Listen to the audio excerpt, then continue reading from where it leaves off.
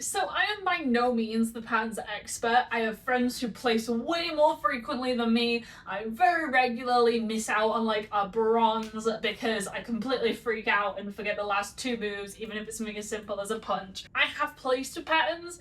I am not the expert. There have been times I have been asked to sit on the judging panel for lower coloured belt patterns divisions. I'm normally like the seat filler of 5 people, and then there's the master or the grandmaster who's like leading the judging, and then if there's a tiebreaker then they do it, and like it's fine. I need to know all the patterns in order to have passed my grading and become the second Dan I am, so I know what I'm doing. I just know that my execution isn't the best ever. But I somehow always end up judging Tege. I'm pretty sure Tege is like the blue red tag pattern. It's like intermediate level of you're not a beginner, you've got some technique down. It's kind of short, it has 6 inward blocks, and the execution of them really bugs me because I have never seen anyone do it good. Never seen anyone do it well at all. There have been people who've done amazing other patterns and the rest of the pattern is flawless, but I just don't see it in the way that it's intended to be executed.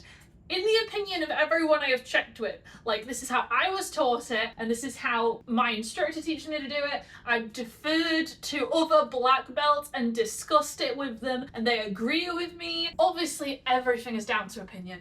There's never going to be a big, oh my god, it's amazing, this is the true spoken word. Even if you've got General Choi's Encyclopedia of Taekwondo, there's gonna be different thoughts. But I always see, like, I don't even know how to replicate some of them. It's like, people do duh, like they lock their entire body, there's no reaction, maybe if you're lucky you get duh, and you feel the hip swing in it a little bit. I need to dissect this, and I don't know if I have enough room to do it properly, so I really hope you can actually see. So you have to go into it, you do 3 in one direction, 2 in the other direction, and 1 back, and you end up on your center line, and that's great. You start with a posture move. So let's say my posture move is here. Well, they call it a posture move. It's actually meant to be like a twin elbow strike. So it's like, but a lot of people say it's a posture move, which like, I don't really think there's such a thing as a posture move in a martial art, to be honest. But whatever. So you start your posture move here,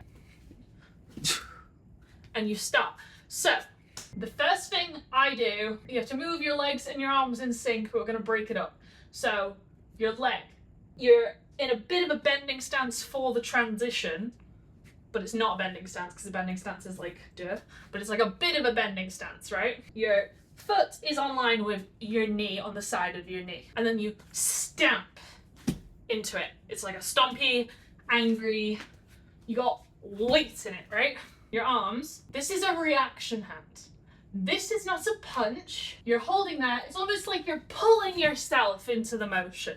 So you need to generate power with your hips in Taekwondo quite sizably. In pretty much any martial art, you generate it with rotation and you build strength in it when you're on the spot. And it's weird to demonstrate in isolation, but there you go. But this reaction hand is the opposite hand to the foot you've raised, and you're twisting on your standing leg, okay? Now I'm gonna show you it together. We land into it. Your hand is doing rotation of its own. So all of it is to generate rotational force. When your hand is behind you, raised behind you, you're facing outwards. So your palm is facing over behind you. As you bring it in, you're twisting, and your palm is now facing towards you.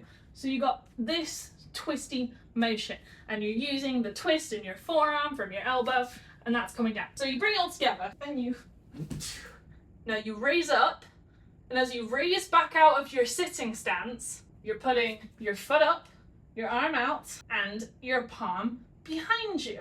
So you can again land in it. There really is not enough room for this, but if you see, you start your posture move, and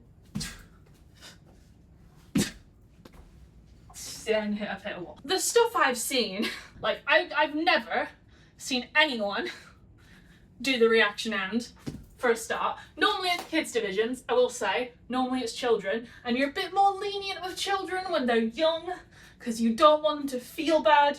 You don't want to crush their hopes and dreams. They've come out, this is their weekend. They're not hanging out with like their friends from school. They've come to do a taekwondo event because they're passionate about it normally. It's very rare that the parents will take on the extra expense of a competition if the child doesn't want to do it. That might be the case for gradings to get to a black belt, but for competitions, no. So you want them to have a good time, you want them to enjoy it, but you need to allow them the opportunity to learn. And it's rare I see people give feedback because you're trying to churn through all the divisions as fast as possible, get through the mats, get to the end of the day so people can clear out the leisure centre and pack away on time. I've only ever had feedback given to me one time after a competition, and it was Grandmaster Harrison came up to me. It was my first competition since I'd stopped training and I was freaking out. And I didn't even realise I was in a tiebreaker. I did my pattern, I freaked out, I was like, ugh. And then they called me up again to do it again. I was like, wait, what's happening? They didn't say, and it turned out I was in a tiebreaker for the bronze. Didn't know that. Did it again, and because I was freaking out, thinking like, did they like forget about me already or something? And I did it wrong. And he went, you know, the only reason you didn't win was because you're facing the wrong way for your knife hand strike. Not that, you're facing the wrong way for your knife hand guarding block. And I was like, oh, that's annoying. But like, I've never seen anyone give feedback on this element of Taegye, and I feel like it's not my place to do that when I'm helping on these mats, because I'm not leading the mat. I'm not really a qualified umpire. I'm just here as a black belt who knows the pattern, and I know how to judge a good pattern when I see it. I don't feel like I'm the authority, but if you believe in my authority, listen to me now. Start with your twin elbows, right? And you do reaction and reaction.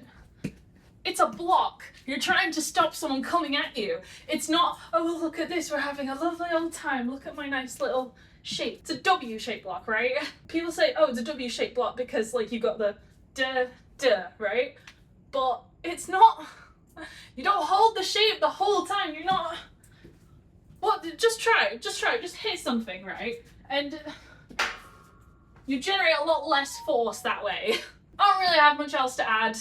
I just hope someone takes from this and can improve next time and hopefully get a medal for yourself or pass your grading or just feel like a more achieved, higher intellectual martial artist. Please subscribe. Have a good day.